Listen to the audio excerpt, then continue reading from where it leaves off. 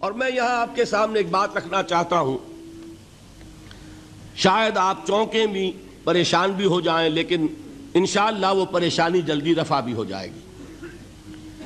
دیکھیے، ہمارے جو اسلاف ہیں، صحابہ کرام کے بعد ائمہ، یہ ہمارے اسلاف میں چوٹی میں ہیں۔ ان اسلاف میں، ان ائمہ میں دو بنیادی قسمیں ہیں، ایک محدثین اور ایک فقہاء۔ محدثین، ان کا کام کیا تھا؟ قرآن تو اللہ نے خود جمع کر دیا تھا، میں پہلے دن بیان کر چکا ہوں حضور کے سیرہ مبارک میں۔ حضور نے صحابہ کو اسی ترتیب سے قرآن پڑھا دیا اور سینکڑوں صحابہ نے یاد کر لیا۔ پھر جو کمی اگر رہ گئی تھی، کتابی شکل میں حضرت ابو بکر لے آئے۔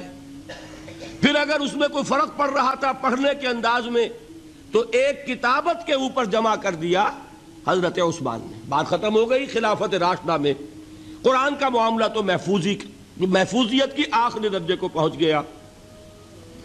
اب اصل مرحلہ کیا تھا؟ حضور کے اقوال مبارک کو جمع کرنا،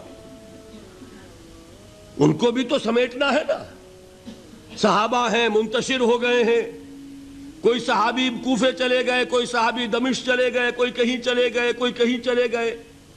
میزبان رسول جو ہے وہ دفن ہے قسطنطنیہ کی فصیل کے باہر، حضرت ابو ایوب انصاری رضی اللہ تعالی عنہ۔ اب ان سب کے پاس، کسی کے پاس اتنی احادیث، کسی کے پاس اتنی احادیث، ان کو جمع کرنے کا کام، پھر چھان پھٹک کرنے کا کام، پھر مرتب کرنے کا کام، یہ کس نے کیا؟ محدثین کرام نے۔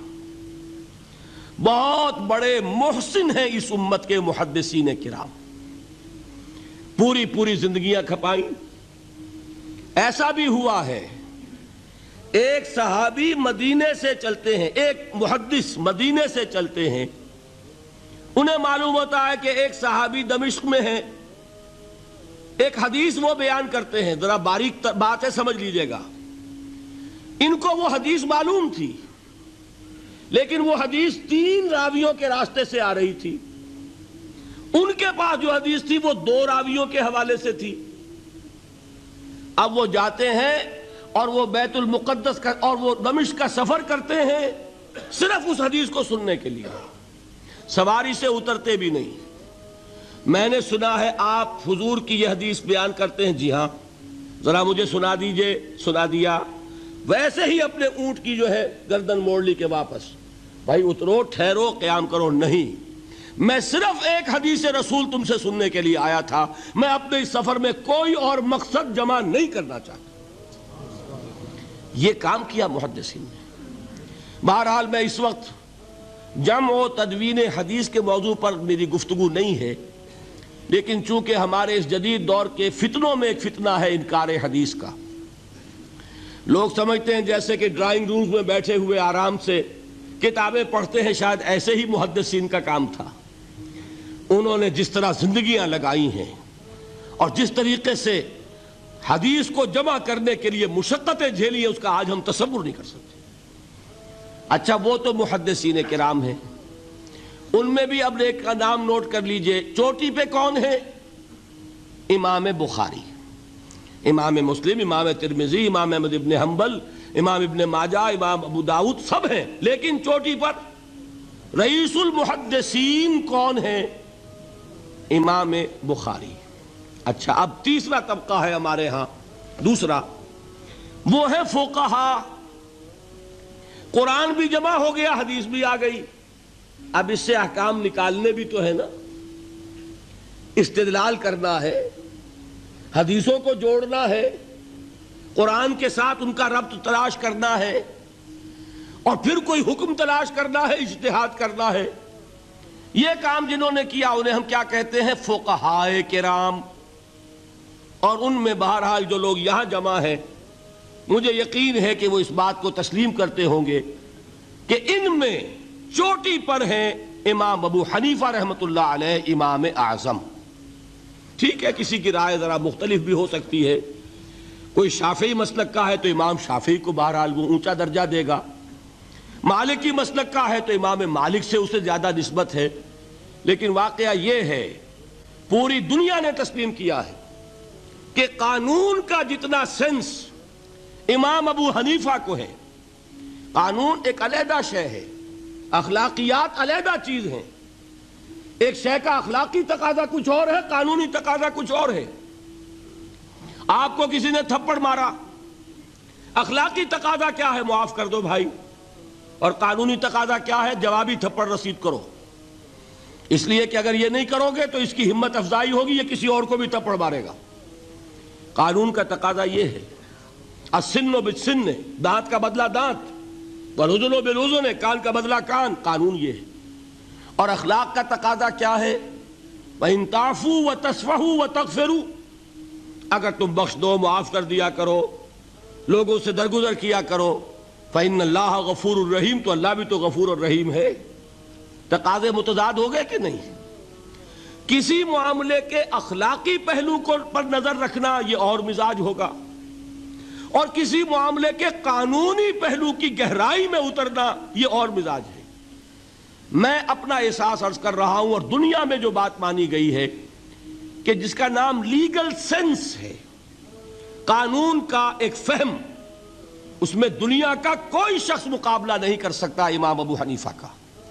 آپ صحابہ کو ان سے مستثنیٰ کر دیجئے، ظاہر بات ہے انبیاء اور رسولوں کا معاملہ نہیں ہے، تو باقی انسانی نوع انسانی کے اندر امام ابو حنیفہ کا پلے کا کوئی شخص، ان کے برابر کا کوئی شخص قانون کا فہم رکھنے والا آج تک پیدا نہیں۔ تو سید الفقہاء کون ہوئے؟ امام ابو حنیفہ۔ اور رئیس المحدثین کون ہے؟ امام بخاری۔ یہ ساری جو میں نے اس وقت آپ کو تمہید بیان کی، وہ اس مسئلے کے لیے پریشان کن مسئلہ یہ ہے کہ امام ابو حنیفہ کی طرف یہ بات منسوب ہے کہ وہ یہ فرماتے ہیں الایمان قول، ایمان نام ہے صرف قول کا، عمل اس میں زیر بحث نہیں آتا۔ ولا یزید ولا ینقص، وہ ایمان نہ گھٹتا ہے نہ بڑھتا ہے۔ ایک سٹیٹمنٹ سمجھ میں آ گیا نا؟ اب دوسرا سٹیٹمنٹ سنیے، وہ ہے امام بخاری کا، رئیس المحدثین کا، الایمان قول وعمل، ایمان نام ہے قول اور عمل کے مجموعے کا، قول اور عمل دونوں چیزیں ایمان میں شامل۔ وَيَزِيدُ وَيَنْقُصُ، وہ گھٹتا بھی ہے بڑھتا بھی ہے۔ ایک مسلمان کو پریشان ہو جانا چاہیے کہ نہیں؟ ایمان جیسی بنیادی بات، سارا قصر تو یہیں سے تعمیر ہونا ہے، جڑ بنیاد ایمان ہے۔ ایمان کے بارے میں کوئی 14ویں صدی کے 15ویں صدی ہجری کے کوئی علماء ہوں، بڑے سے بڑے ہوں، ان کا اختلاف ہو جائے تو تشویش نہیں ہوگی۔ یہ کن کے درمیان اختلاف ہو رہا ہے؟ رئیس المحدثین امام بخاری اور سید الفقہاء امام ابو حنیفہ۔ اور کتنا بنیادی اختلاف، بظاہر متضاد باتیں، بظاہر کہہ رہا ہوں میں نے کہا تھا مجھے پہلے آپ کو پریشان کرنا ہے، پھر تاکہ آپ کی سمجھ میں بات آئے یہ پریشانی رفع کیسے ہوتی ہے، اسی سے علم میں اضافہ ہوتا ہے۔ بات جو ہے وہ گہرائی کے ساتھ سمجھ میں آتی ہے کہ مسئلہ پہلے سامنے ہو۔ مسئلے کی اہمیت سامنے نہیں ہوگی تو آپ توجہ اتنی نہیں کریں گے۔ تو دیکھیے تضاد کتنا ہے، بعد المشرقین جسے کہتے ہیں ہم اپنے محاورے میں، کہ ایک مشرق کی بات ہے تو دوسری مغرب کی ہے۔ الایمان قول، نہیں، الایمان قول وعمل، تضاد ہے نا۔ لا یزید ولا ینقص، نہیں، یزید وینقص۔ تو یہ تو معلوم ہوتا ہے کہ بہت زبردست اختلاف ہے جو حل نہیں ہو سکے گا۔ اللہ تعالیٰ کا شکر ادا کرتا ہوں، اس نے اس کا حل سمجھایا۔ اور کیسا سمجھایا؟ میں پورے انشراح صدر کے ساتھ کہہ رہا ہوں، اس میں کوئی تصنع نہیں، کوئی تکلف نہیں۔ میرے نزدیک دونوں باتیں 100% درست ہیں۔ یہ نہیں کہ 50% یہ درست 50% وہ درست، نہیں، یہ بھی 100% درست، یہ بھی 100% درست۔ فرق کیا ہے؟ محل مختلف ہے۔ امام ابو حنیفہ قانونی ایمان کی بات کر رہے ہیں اور امام بخاری حقیقی ایمان کی بات کر رہے ہیں۔ قانونی ایمان کے اعتبار سے 100% درست ہے یہ بات کہ وہ صرف قول ہے، عمل نہیں، زیر بحث آئے گا۔ ایک شخص نماز نہیں پڑھتا کافر نہیں ہے، نماز کا منکر ہو جائے کافر، زکوٰۃ نہیں دیتا فاسق ہے، فاجر ہے، کافر نہیں ہے، زکوٰۃ کہہ دے کہ ہے ہی نہیں دین میں، کافر۔ فرشتہ کس نے دیکھا، کیا پتا کیسا ہوتا ہے؟ حضور نے بھی اصل فرشتہ اپنی اصل ملکی شکل میں صرف 2 دفعہ دیکھا ہے، ورنہ تو انسانی شکل میں آتا تھا یا نظر ہی نہیں آتا تھا۔ 2 باتیں تھیں، وہی ہو جاتی تھی، نظر کوئی نہیں آتا تھا، یا انسانی شکل میں نظر آیا۔ اصل ملکی شکل میں حضرت جبرائیل کو 2 مرتبہ دیکھا۔ وَلَقَدْ رَآهُ بِالْأُفُقِ الْمُبِينِ وَلَقَدْ رَآهُ نَزْلَةً أُخْرَى عِنْدَ سِدْرَةِ الْمُنْتَهَى، ایک مرتبہ افق مبین پر دیکھا، ایک مرتبہ سدرۃ المنتہا کے پاس جبرائیل اپنی اصل شکل میں ظاہر ہوئے۔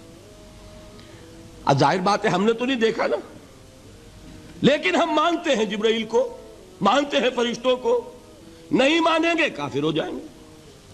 تو معلوم ہوا کہ قانونی ایمان جس پر دار و مدار ہے کفر اور اسلام کا، اس کا کل دار و مدار صرف قول پر ہے، ماننے پر ہے،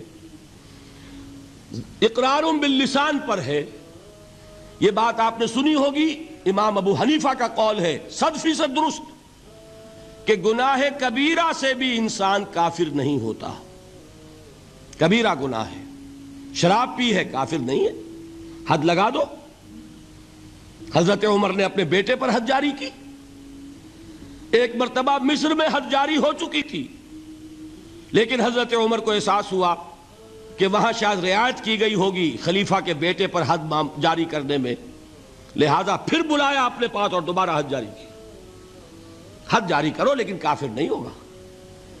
اگر کسی سے زنا ہو گیا ہے، میں آپ کو واقعہ سنا چکا، غامدی خاتون، حد جاری ہو جائے گی، لیکن یہ کہ اس کو کافر نہیں کہہ سکتے۔ کافر کیا کہیں گے؟ میں تو سنا چکا آپ کو کہ ذرا کسی نے کہہ دیا بے حیا عورت تھی تو حضور نے کیسی ڈانٹ پلائی ہے، کتنا اس کا رتبہ بیان کیا ہے۔ اس نے تو وہ توبہ کی ہے کہ مگر مدینہ کی پوری آبادی پر اس کو تقسیم کر دیا جائے تو سب کی نجات کے لیے کافی ہو جائے۔